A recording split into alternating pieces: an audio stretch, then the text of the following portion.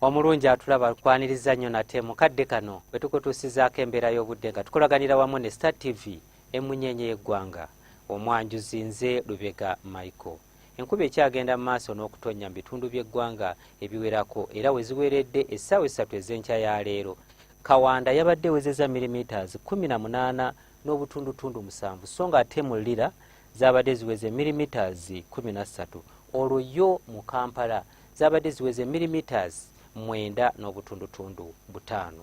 Bwe tulya ku bifaananyi ebyo ebikubiddwa ku ggwanga lyaffe mu biseera eby'okumakya bitulaga nga ebitundu ebyo by'omu Arua okukosa n'ebyo ebyetoolodde ennyanja Nalubaale obudde bubadde bwa kiddedde so nga te mu biseera eby'olweggulo tulaba nga mu bugwanjuba bw'eggwanga lyaffe obudde bubadde bwa kinyikaggobe.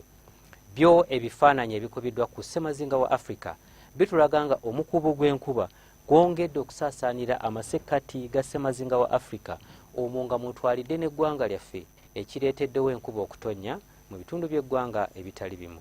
Katunulireko ku mbeera y'obudde nga bwe tugisuubira mu biseera eby'okumakya.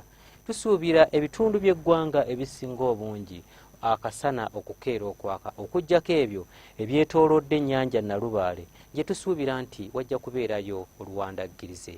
Embeera eno tugisuubira okukyuka era olw'eggulu tusuubira nti enkuba ejja kutonnya mu bitundu ebitali bimu nga n'ebbugumu mu Kotido tulisuubira okutuuka ku degrees 29.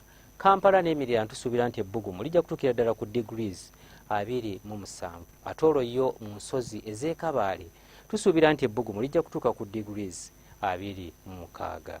Bwe tweyongerayo mu bibuga ebimu ebiri emitala w'amayanja mu Addis Ababa, New Delhi, Beijing ne mu Moscow tusuubirayo namutikwa w'enkuba ng'alimu n'okubwatuka okw'eggulu so nga ate yo mu Rio de Janeiro awayindira empaka za Olympics tusuubira nti ebbugumu lijja kutuukira ddala ku degrees 22.